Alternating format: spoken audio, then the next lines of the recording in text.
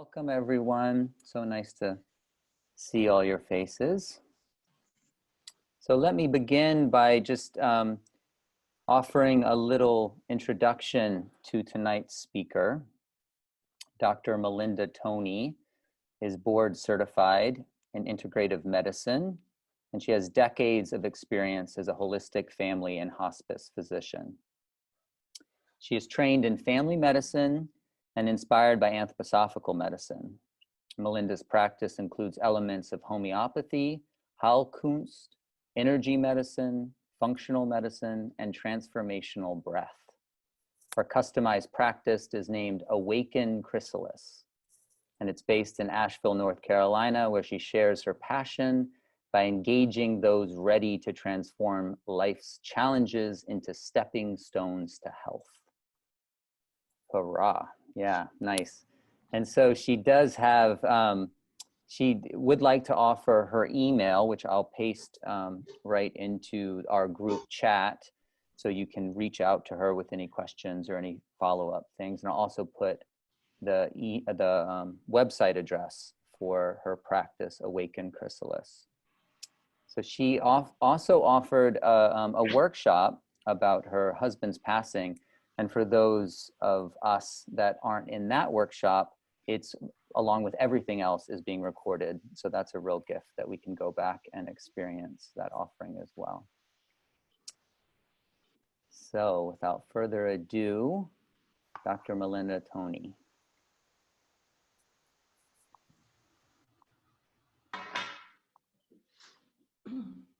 We begin with the first slide, please. Jordan, there. So warm greetings, everybody. Just want to make sure you're in the right keynote and the right conference, Proactive Grieving, with the Sacred Gateway as a bridge.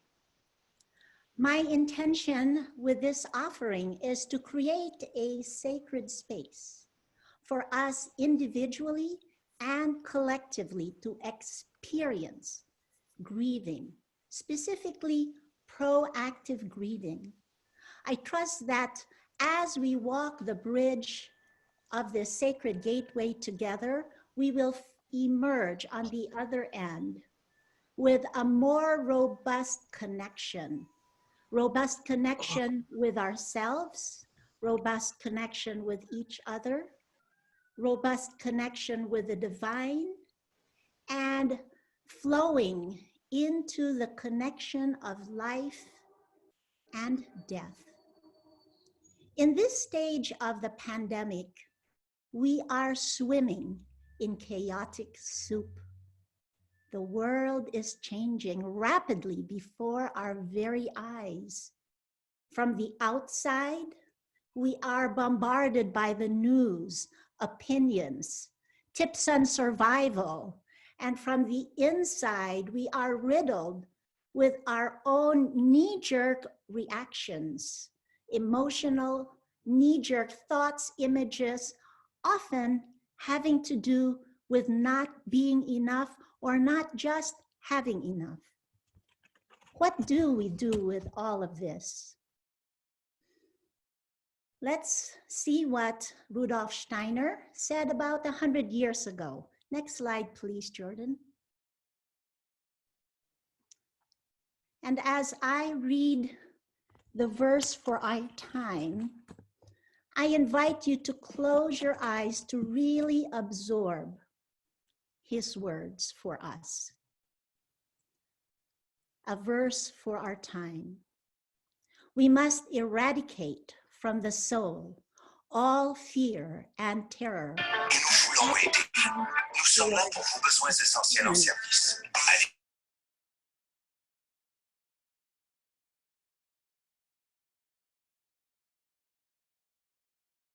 Oh. Hey, Melinda, hang on one second. We had somebody come on that wasn't muted. So I think it's a good idea to read this again. So if you can just hang on for a moment, and I'm just going to try to set the settings so that people cannot unmute themselves, and when they come in that they're muted. So maybe Tess, you can send me a message about how to do that, and then we'll come right back to you, Melinda, okay? See what comes out from the outside towards us. Got it, okay. And Jordan is the host right now, so you could make Tess the co-host, or we could just keep going. Jordan, I want you to make a decision. Okay, that, sure. So Okay. maybe make Tess the co-host because she knows more than I do.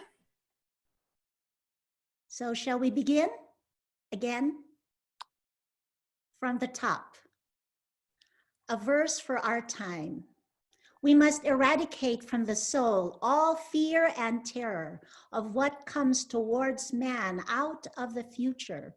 We must acquire serenity in all feelings and sensations about the future. We must look forward with absolute equanimity to everything that may come. And we must think only that whatever comes is given to us by a world directive full of wisdom. It is part of what we must learn for this age, namely, to live out of pure trust without any security in existence. We must eradicate, next slide, please. Trust in the ever-present help of the spiritual world. Truly, nothing else will do if our courage is not to fail us.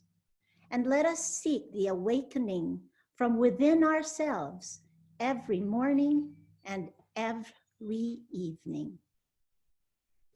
You can take off that that slide, please. Thank you. So what do we do with all this? What is the bridge between where we are in this chaotic soup and where we hope to go? I'd like to try to understand this soup that we're in by citing Dr. Daniel Friedland's slide on the social contagion. Shall we go to the next slide, please?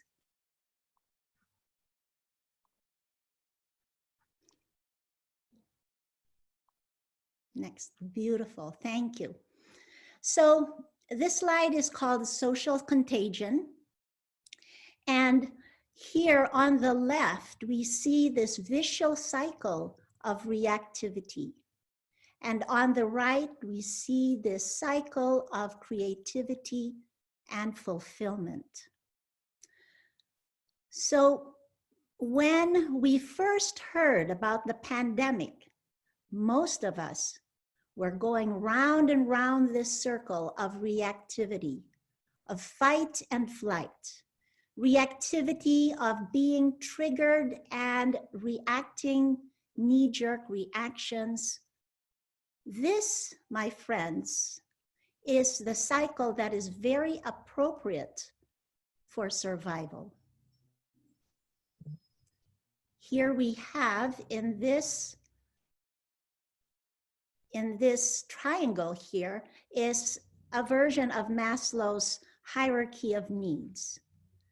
Safety, security is the first, and this circle on the left is all about procuring safety, fighting and flighting.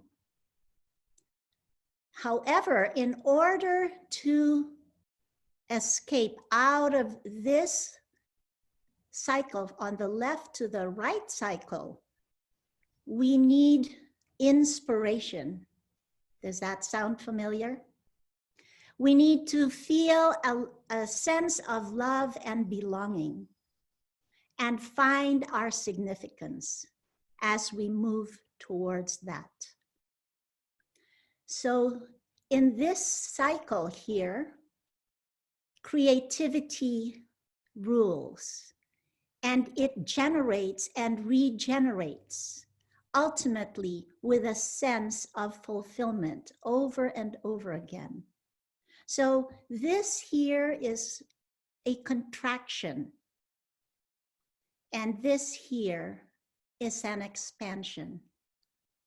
Question is, how do we go from one end to another? Well, actually, we do breathe in and out through the left and the right. When we feel and entertain thoughts, be it from outside or from old messages from within ourselves that trigger stress or self-doubt, then we are shifted to the left here of this reactivity cycle. However, if we are infused with inspiration, and that can come from outside and within, we then emerge with creativity and fulfillment. Next slide, please. So actually, let's turn that off, please. Let's talk a little bit. Yes, I'd love to just like that eye contact. So how do we make use of what we just saw when we're in the midst of things falling apart? Our dreams, our intentions. How do we begin? Where do we begin? But wait a minute. Is this chaotic soup really all bad? I don't think so.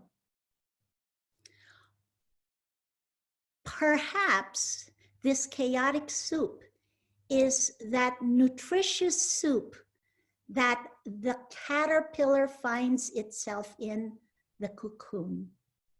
So as you well know, the caterpillar works day and night, eating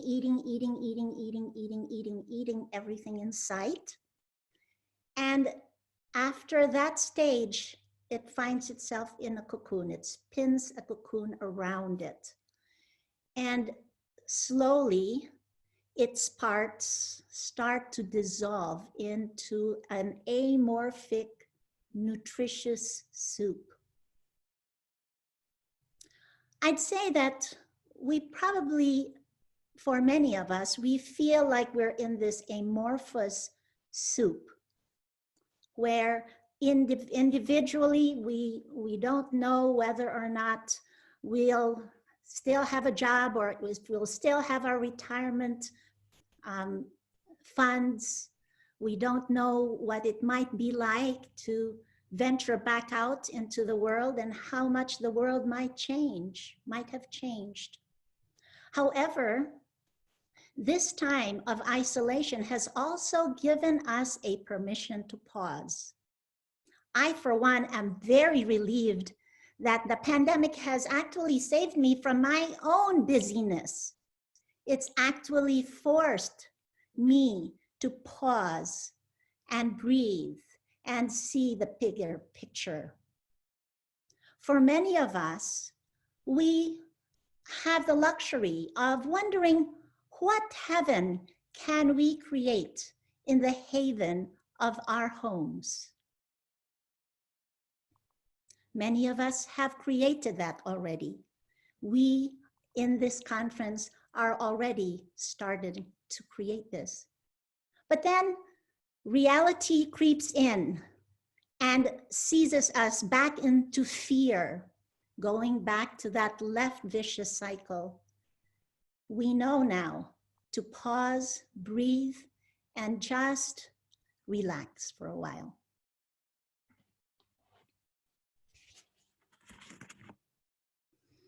Life is a series of letting goes. And as Patrick would say last night, life is a series of lettings. Death is a series of lettings. As humans, we are ever contending with the perception of isolation, of abandonment, disconnect, of loss. This is the challenge of humanity. Many books, songs have been written about grief. My friends, grief is a very appropriate emotion during this pandemic. For we are facing the prospect of losing the familiar, a hug, a job, a loved one, our health or life, a sense of security. our empathy towards others, our suffering neighbors, what has beset humanity, and the less than wise choices we've made as a human race. We are all this in this together. Grief in itself does not defy equanimity or serenity. It is when it lays stagnant that it starts to fester. If life is a series of letting goes, could it be that there's something important in the way we engage with our grief? Depending on one's constitution, culture, and circumstance, there is naturally great resistance to pain and suffering. In our Western culture, there is particular resistance to grief itself. Keeping a stiff upper lip is encouraged, tears discouraged, especially among males, and we are taught to swallow, bury, and project our grief. By all means, subvert it into anger, anxiety, victimization, much more socially accepted expressions. Next slide, please.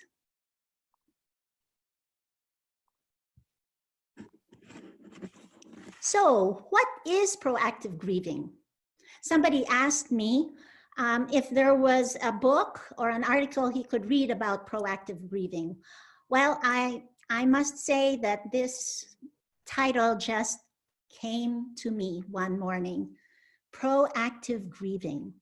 What is it? Proactive grieving is acknowledging our grief and being willing to heal it. Proactive grieving is a labor of love and requires courage and trust in the process. Proactive grieving requires us to own the way we handled our loss in the past, gracefully or not, whether we had good closure or not. Next slide, please. This is a beautiful painting by Brian Kershnik. Everyone is carrying stuff. So we're all carrying stuff, especially when we deal with our grief. The way we handled our past losses comes to haunt us, and actually we are carrying all the regrets, all the fears of the past. It's very important how we have handled our losses in the past, for not only does it inform how we handle the present, but it also colors what we project into the future. This is actually a great time to allow forgiveness to enter our being. Forgiveness is a very important and crucial ingredient in this soup that we're in. Turn that slide off, please. So we know that the past is past. The future is not here yet. And the only tangible thing we have is really the gift of the present. I invite you, my friends, to spend 1 minute just to shake. Okay, we've taken in a whole lot of things. I'd like you to stand up, and Jordan, please time us for 1 minute. And although I'm going to keep you muted, please feel free to tone. And I'm going to tone and shake. You can either shake in your seats or stand up and shake those body parts that haven't felt your acknowledgement all day.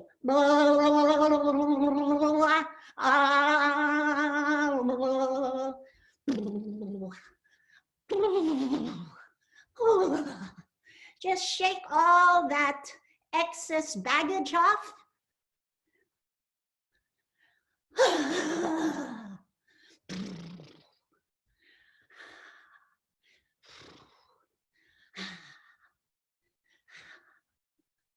Doesn't that feel good? If All it right. doesn't feel good, 10 more seconds. okay, that's your body telling you that it wants to do more, perhaps after the talk. Thank you.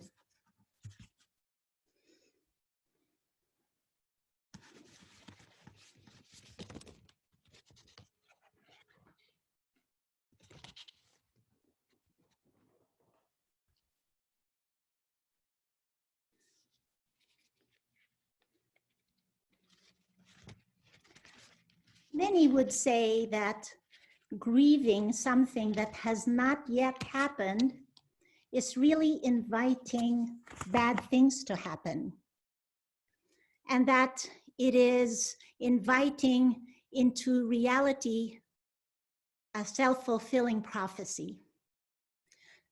Some would argue that projecting a negative outcome into the future should be avoided at all cost, and that the best antidote for an outcome we fear is to repeat our affirmations, cling to them as much as we can, cling to our positive visualizations. I think that's all good, but if we do this without acknowledging, much less honoring the pain that we bear, harbor, and bury, then this could be not helpful. My observation through the years is that setting pain aside or burying it is a good stalling mechanism, at least initially, until we gain enough inner strength to heal. But it is not salutary to stay in this phase, in that vicious cycle on that left side of triggered reactive responses for prolonged periods. Eventually, that will just break us down.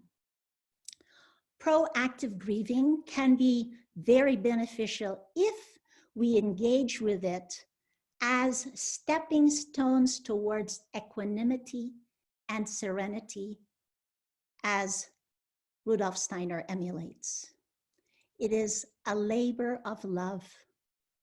It is an act of courage, and it engages things beyond the apparent.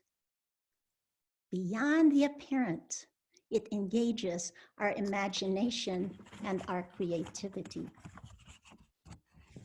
There are two examples of proactive grieving that I'd like to share with you. One of them was 22 years ago, and the other one is more current. We'll begin with the one 22 years ago. 22 years ago, I was confronted with having to make a decision about whether or not I wanted and was going to marry my then friend, Wayne Graff. This really stretched me out because he was more than 30 years my senior, and he totally blew my mind way beyond my wildest dreams. We were totally different culturally, even politically, in social standing. He was tall, I was short, etc., etc. When I realized the possibility that we were being invited to get married, I ran away scared. At that time, I was a family doctor and also a hospice medical director. And at that time, the people I was tending to in their 70s, they were on their way out. And so you could imagine how scary that was for me. I had also just buried my mother. And being the youngest in the family, I knew that being the doctor in the family, I would most likely, see my elders till their last breath. I wondered about my own sanity. what was I doing thinking about bringing on yet another elder into my care? But, you know, Wayne was such a youthful, funny guy that something happened within me that I just had to move forward and allow love to move, to lead me. And the day I decided to marry Wayne, I started my proactive grieving. Living each day, imagining the possibility and probability that I may find him lifeless someday. Actually, Wayne was so proactive and so proactive that he had programmed himself, he said. He had programmed his death to happen in his sleep. And I told him, do you realize who you are sleeping with? So I had to prepare over and again for that final moment, whatever it might look like. But I had to make that, when I made that decision, I realized that even if he died a year after we married, or a month, or a week, or even the day after we were married, I would still do that. I would still marry him. And thank God, thank goodness, I got my grief aside, and it was gravy since then. We decided just to make the best of whatever time we had, and we had an outrageous time. We not only celebrated our wedding anniversary annually, we celebrated it each month, the same day of each month. In fact, we would oftentimes surreptitiously wait until the clock turned 12, and we would just jump out of bed and say, happy anniversary. We were very fortunate to celebrate 20 years of marriage in the most unique and interesting way, about 4 days before he crossed the threshold. I'd like the next slide, please.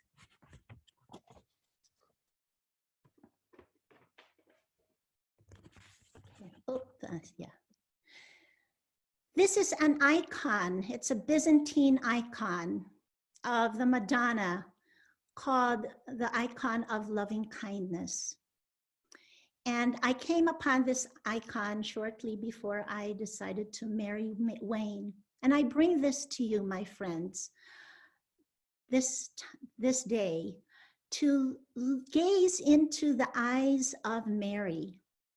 For those eyes, they hold both the joy of a mother of a newborn Messiah, who would be a Messiah, but also they hold the sorrow that she felt, knowing that his life was going to end the way it was to end.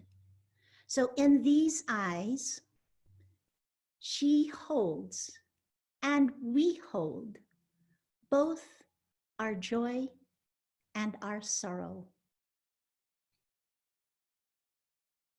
Next slide, please.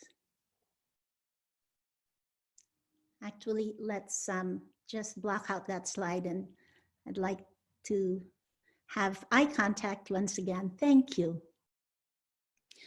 The more current example of my proactive grieving has to do with the starkest part that I consider this pandemic brings us, which is to die in isolation, to die without our loved ones there with us to see us to the threshold. I had a hard time with this. Just visualizing what it might be like to part with my loved ones as I enter the hospital with the possibility of being on a ventilator or not, or saying goodbye to my loved one at the emergency room. And so I have chosen to proactively grieve in this way. I have connected with my loved ones and let them know that I do know that we are never alone when we die. I do know from the friends I've spoken with who have gone through near-death experiences that once they approach the threshold that there is no longer the kind of pain or concerns or worries that they had when they were in their regular bodies. I know about that. And yet I'd like to give my loved ones something to release me with.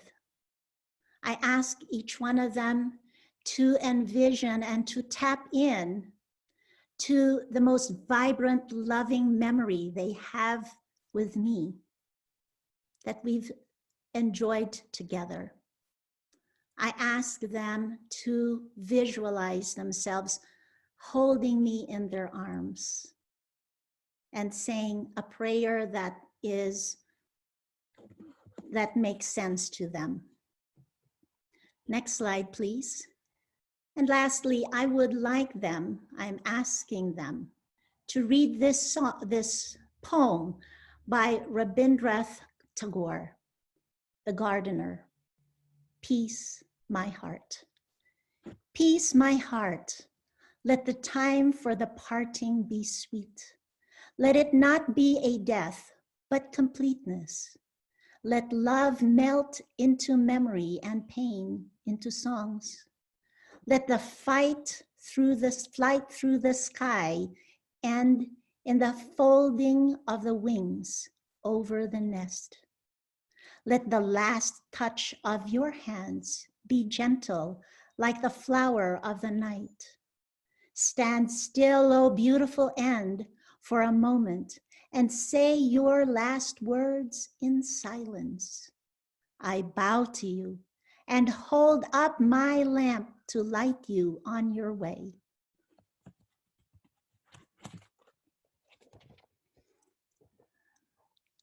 We can set that slide aside and yes, thank you. Let's breathe into that a while. And I'd like to call your attention to the breath, for it is essential for life.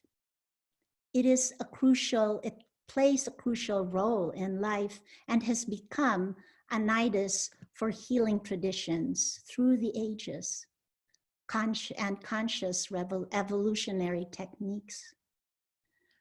Rudolf Steiner says about the breath, the lungs, for this is a great secret. All the healing forces reside originally in the human breathing system, and anyone who understands truly the circuit of the breath knows the healing forces from the human side. Archangel Raphael is active in the whole human breathing system, regulating it and giving it his blessing. Thus, man learns to recognize in himself the healing forces which play through the cosmos in the Raphael time of spring.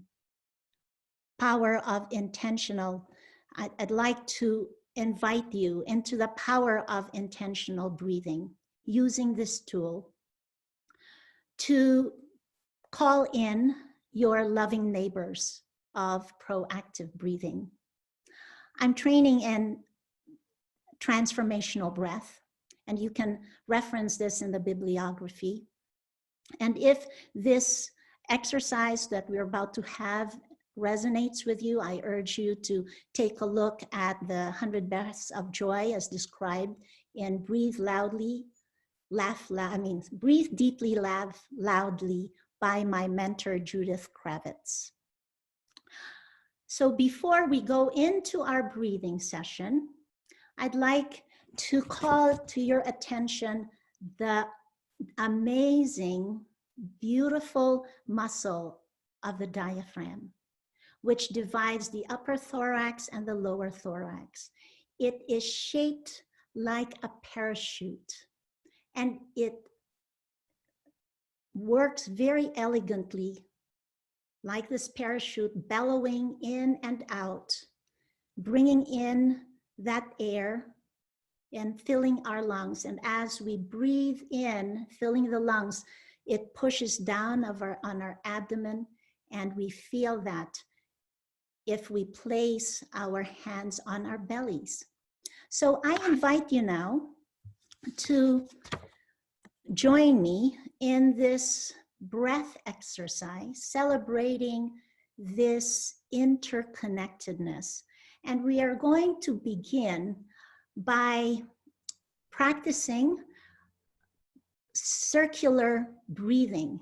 I prefer to begin with our circular breathing, inhaling through the mouth, exhaling through the mouth, inhaling and exhaling. And let's try to get into a comfortable rhythm.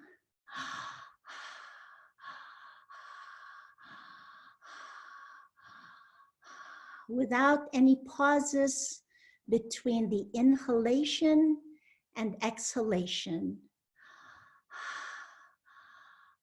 And place your hands on your belly, bringing in that air.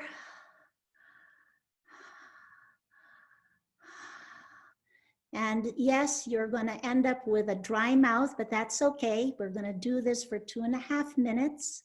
And then we're going to breathe through our nose for 2.5 minutes again. And since we are all anthroposophists, I am going to sing as we do these breaths in and out, and try to find your cadence, making sure that you feel that breath in your belly. And this is the prayer of Saint Francis. Make me a channel of your peace. Where there is hatred, let me sow love. Where there is injury, your pardon, Lord. And where there's doubt, true faith in you. Make me a channel of your peace.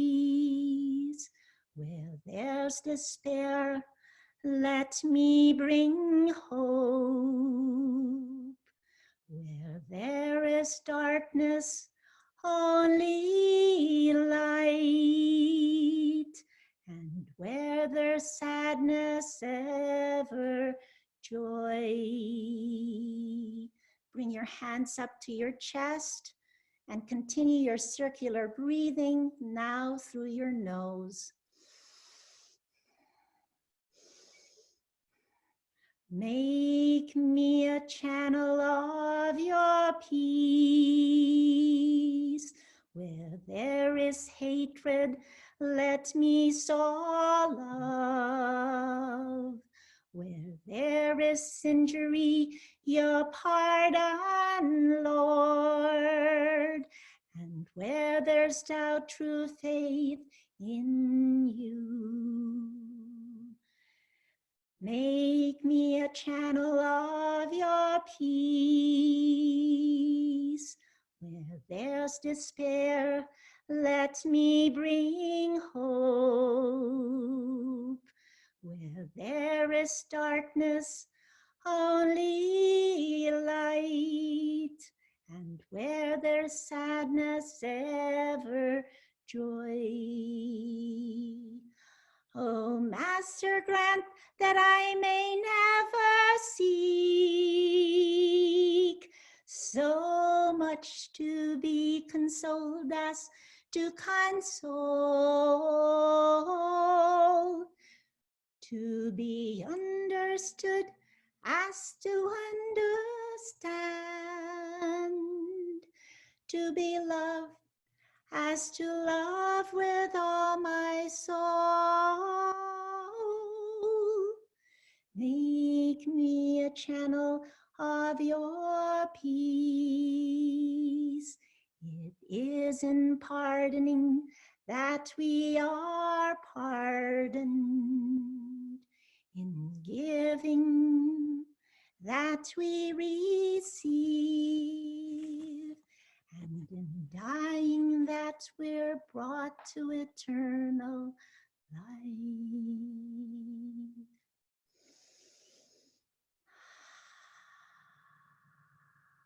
Gently return to your body. Gently open your eyes and say, I am here and I am awake. I am here.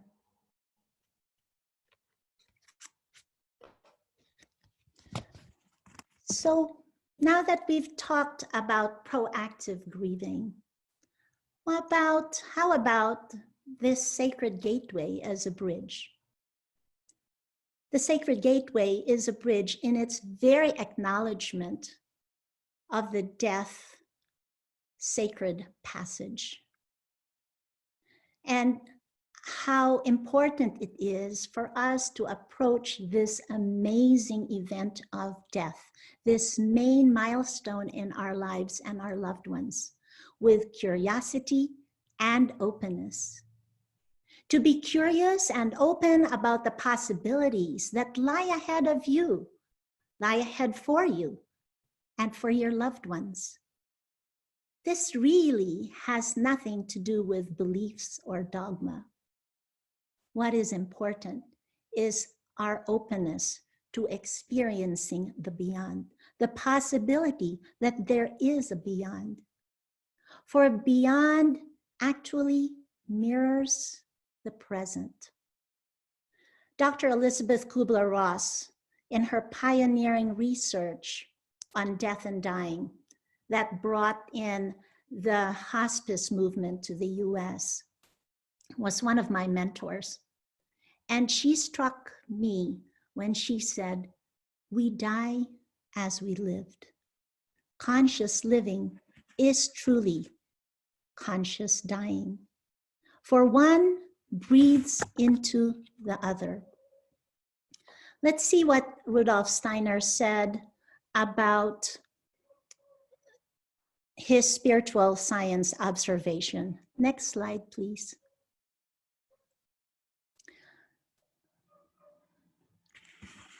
So, thank you. So, he talks about an interpenetration of the earthly physical world and the spiritual world. That the world is an interconnected whole. In reality, the moment they pass through the gate of death, they have a new way of access to our souls. They now work into us from within. Steiner goes on to say that through the etheric body, our dearly beloveds who have crossed the gate of death affect our imaginative cognition, inspirational cognition, and intuitive cognition to help us navigate the course of our lives, as well as the course of humanity's unfolding. Recognizing and receiving these gifts takes time as we develop and cultivate what Steiner calls new organs of spiritual perception. This is from The Influence of the Dead on the Life of Man on Earth. So if you recall Dr. Friedland's slide with that pyramid in the center, we tap into these gifts from the spiritual world by withdrawing from that rat race, hamster wheel existence in its contractive manner. And we are invited to shift and cultivate our more expansive potential with our creativity fueling our imagination, inspiration, and intuition.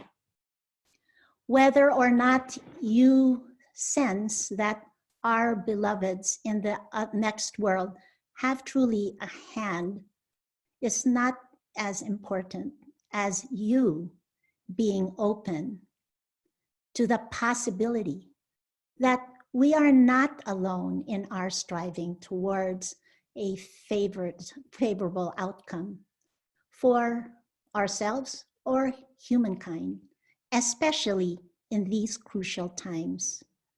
The past is done, the future is yet to be. Our gift is in the present. As we choose to tend to our grief, we breathe in healing for transformation. Right here in this nutritious soup of the pandemic, enriching and potentizing our present. It is in this gift, my friends, that we tap into our power. Could it be potent, potential, pivotal point? This potent, potential, pivotal point is our fulcrum to our future. Next slide, please. Behold the butterfly in you awaiting to emerge, and behold the butterfly in us awaiting to emerge. Blessings to you.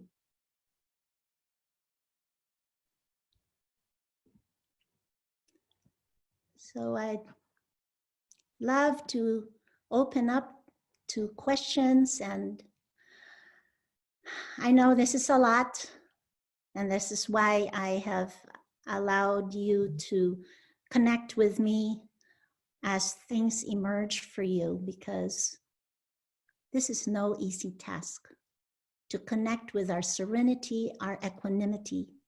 And as you see, we first need to clear the deck. Yes, I'm ready.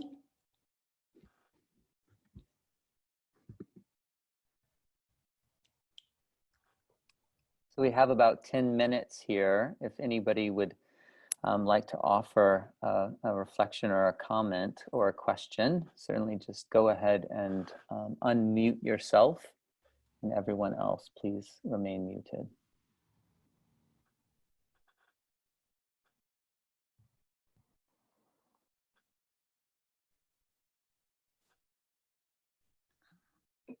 Would you like to read any chats? Yeah, there's a question in the chat. I can read that, Jordan, that's fine. Yes, the question is, can you share a bit more about transformational breathing? Probably the easiest way is to refer you to the website and the books and the CD that I mentioned in my bibliography.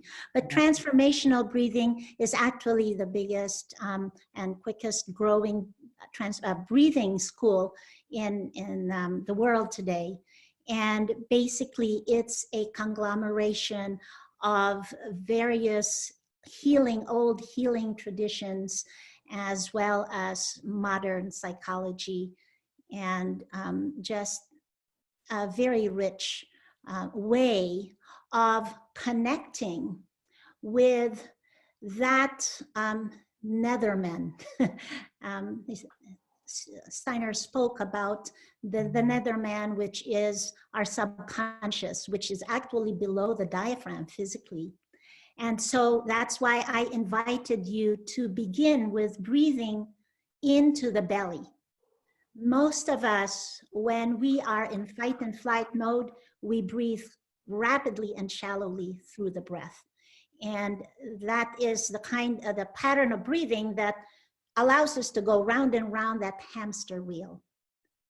So basically, this way of breathing invites us into the depths of our netherman, and without use of logic or, psychotherapy. It's not psychotherapy. It's actually digging right into that powerful place in our bodies and releasing the energies and much more. And it is very transformative. Wonderful, thank you. We also have a question here in the chat. A few were around the topic of breathing and how the breathing interacts with this automatic nervous system, which I think you were speaking to there. The good news is that that's the quickest and least expensive way to get off that fight and flight sympathetic nervous system fight and flight trigger. We first need to pause, of course, because so many of us are in that fight and flight.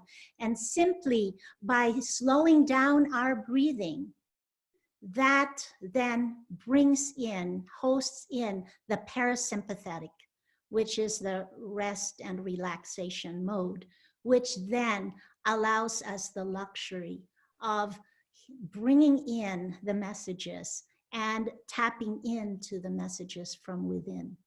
Positive, inspirational messages, of course. So that's the quickest way I know of. Great. Yeah, this I think this is something that those familiar with anthroposophy have read, where Steiner has different things to say about the breathing, how it was in the ancient past, how it is today, and so I wonder if you have any more reflections on that. Someone asked specifically about a lecture that you mentioned earlier, or a quote regarding breathing. I don't know if you said anything in particular, but. Well, that breathing is basically crucial, and it brings everything together. Right, and I think it was about in relation to Raphael in the spring. Yes, right? so Okay. it's not just within our lungs and within our body, but it involves the rest of the cosmos. That question invites us to lectures and lectures on. So I would encourage you to read the lectures. Yeah, I think it's out of the scope of this question and answer. Mm-hmm. Melinda, Yeah. I have a question about the grief that one feels, not so much about loss, but for that which can't be realized, especially in a relationship with somebody that is very, very close to you, and that one knows that there's a potential there for intimacies, soul intimacies, and both of you recognize it, but you can't access it because of something that is really working in the soul that one can't get through. And it's a grief of thinking, of feeling that one will pass from this realm and not be able to experience that, and knowing that very potential you could experience it on the other side. Thank you. That's a great question. And I cannot pretend to know the answer, because I sense that on one level, it could be a karmic type of a yearning, and that's beyond anybody else's scope in terms of telling you what to do about it. But I would, well, this is how I would work with this myself, and I don't know if it may be helpful or totally irrelevant to you. But when I have a difficult time connecting with somebody in the way I yearn to and can't, I willfully connect with them through my heart, through my soul, and connect with them soul to soul. Because that then bypasses a lot of the foo-foo, the cultural or whatever, the intellectual foo-foo. It connects directly to the soul. At least for me, it gives me comfort. You see, I think the most difficult part of a yearning that is not fulfilled is a sense of disconnect. It's that human perception of disconnect once again, coming to haunt us. And our yearning wanting to bridge that chiasm. And I sense that bridging this chiasm is really an individual journey for who knows what has brought this kind of connection and disconnect, a yearning, and just a wall. So I hope that at least maybe opens a door. Thank you. Thank you for the question.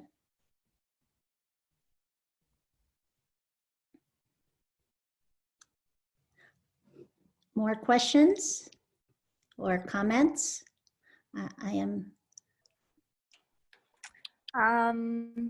I just wanted to share that my appreciation for your reflection and what you've shared on that proactive grieving of, yeah, we can't physically be with one another oftentimes during this state of things. And so, yeah, how can we reach out to our loved ones and tell them how we want to be held in that sacred space? Or if that's, it's kind of taking our healing into our own hands and using this as an opportunity to do so. And so, yeah, even if you're not able to be with your loved one, how can you still hold that sacred space and help them in their crossing? And so, yeah, just really appreciate your reflections on that. And Thank you.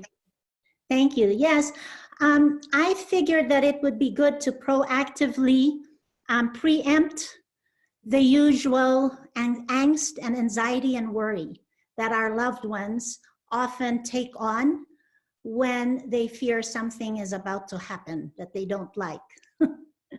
And I know in my family that my mother expressed her love by worrying over me. And really, that's the last thing I need to send me off.